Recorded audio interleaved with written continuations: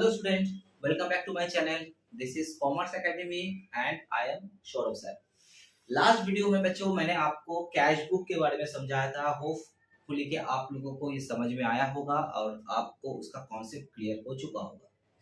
आज मैंने क्या किया, आप लोगों के डिमांड पे एक वीडियो मैं बना रहा हूँ जिसमें मैं एक क्वेश्चन को सॉल्व करके आपको दिखाऊंगा।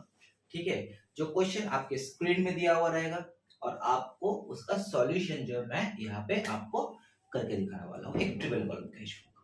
ठीक है, तो देखो बेटा क्वेश्चन में जो दिया हुआ है, तो क्वेश्चन में देखो एक मार्च 2017 का क्वेश्चन है जिसमें हमें एक कैश बुक बनाने के लिए बोला गया है।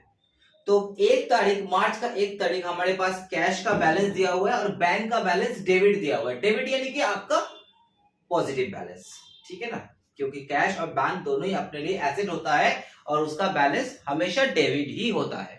ठीक है, लेकिन बैंक का बैलेंस अगर क्रेडिट दिया है तो उसको आपको बाय बैलेंस भी लिखना है। तो आप 2017 में हो तो मैंने दोनों साइड में 2017 पहले लिख दिए, उसके बाद मैंने क्या किया 1 मार्च। तो क्या है ना, आपको बार बार ईयर लिखने का जरूरत नहीं है।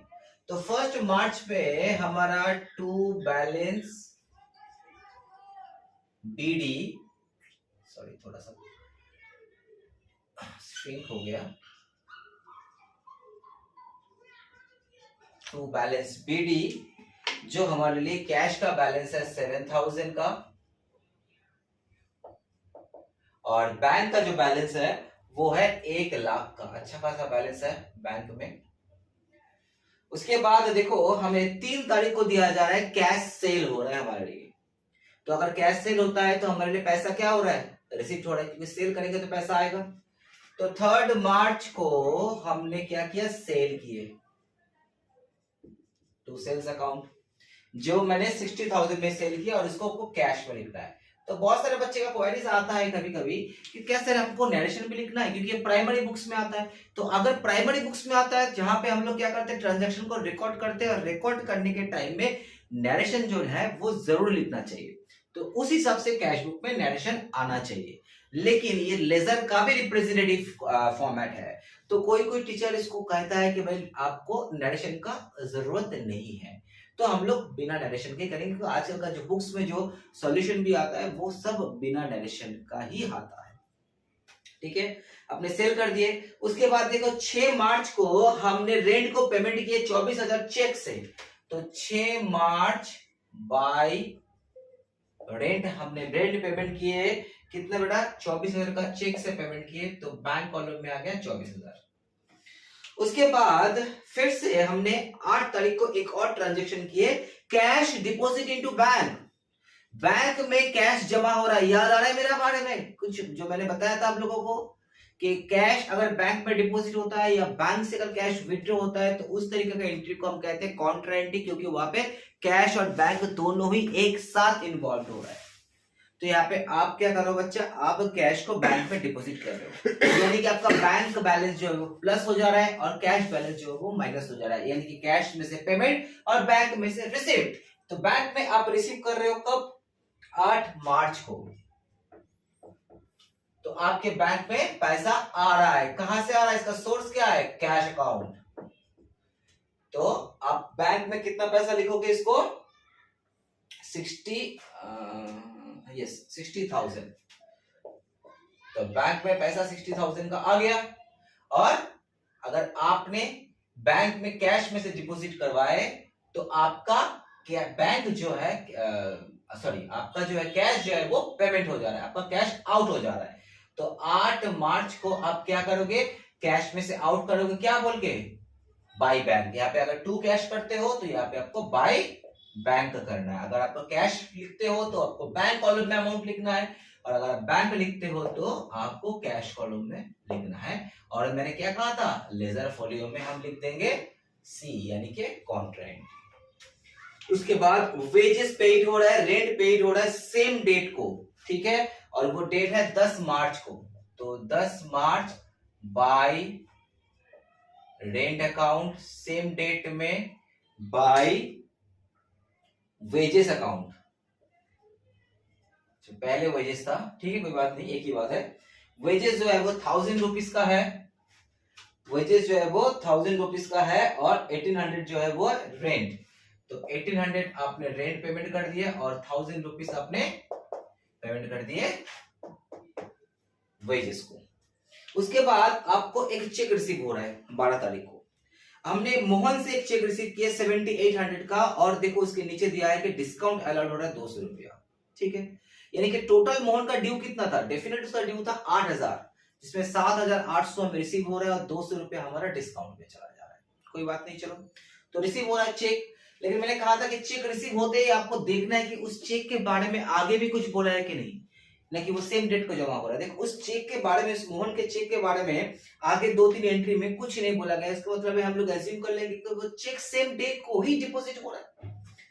तो ठीक है बेटा, तो कौन सा डेट है ये, 12 मार्च का डेट है, 12 मार्च टू मोहन अकाउंट, ठीक है। 200 रुपए हमने डिस्काउंट अलाउड किए और 7800 का हमने चेक रिसीव किए।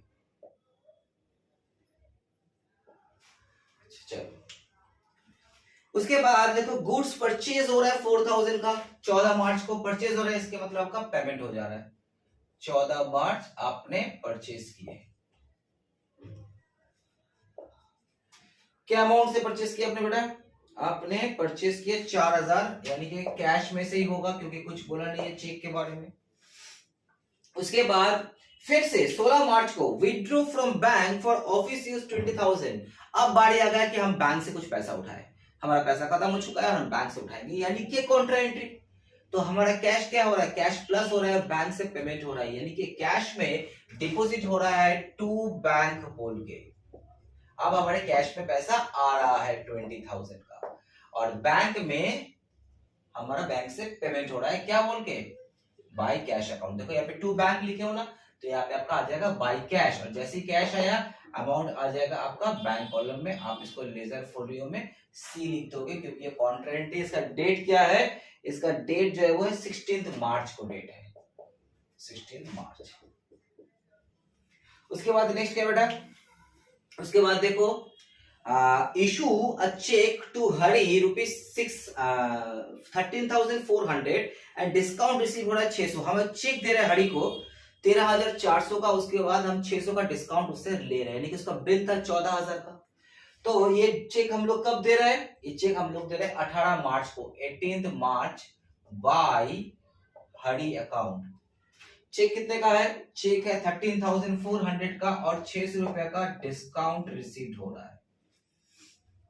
Next withdraw cash for personal use, फिर से कैश विड्रॉ हो रहा है, लेकिन अब ये कैश जो है ये पर्सनल यूज के लिए जा रहा है, यानी कि ड्राइंग्स अकाउंट को हिट कर रहा है।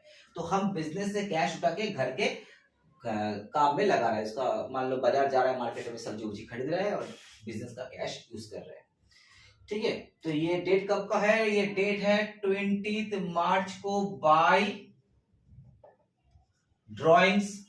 जहां पे आप क्या कर रहे हो बेटा, जहां पे आप कैश को विड्रॉ करो 4000 का, तो आपके कैश में से पेमेंट हो जा रहा है। अच्छा नेक्स्ट, फिर से एक चेक रिसीव हो रहा है श्री राम से, एक चेक रिसीव कर रहे हैं और उसको हम सेम डेट को डिपॉजिट कर रहे हैं 10,000। चलो अब सेम डेट बोल ही दिया है तो संग संग हम उसको बैंक में डिपॉजिट करवा देंगे तो श्री राम अकाउंट, और बैंक में 10,000 का डिपॉजिट हुआ है।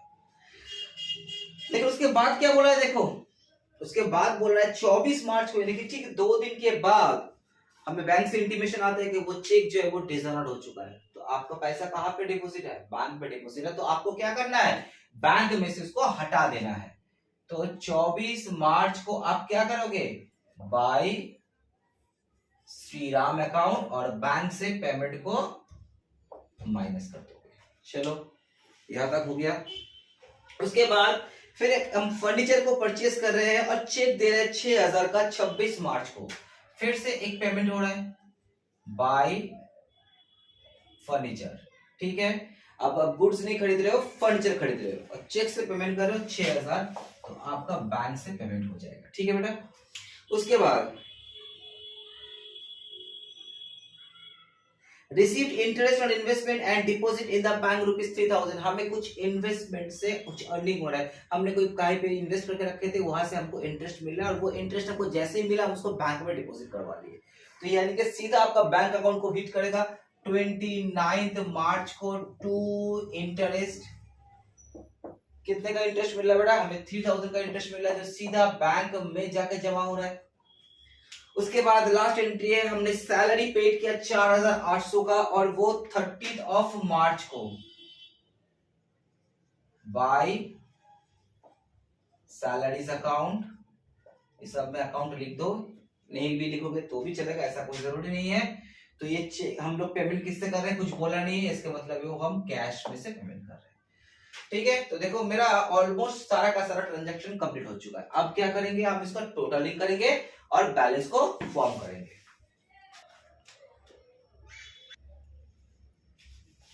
तो देखो मैंने यहाँ पे टोटल कर दिए आप लोगों के लिए। डिस्काउंट अलाउड में देखो 200 रुपए का टोटल आ रहा है और डिस्काउंट रिसीव का 600 रुपए टोटल आ रहा है। मैंने कहा था कि इसका आपको बैलेंस नहीं करना है क्योंकि दो अलग अलग लेजर होता है, दो अलग अलग डायरेक्शन का लेजर होता है, इसका आपको डिफरेंस का बैलेंस नहीं निकालना है। उसके बाद हम कैश बनाए, कैश वाला कॉलम।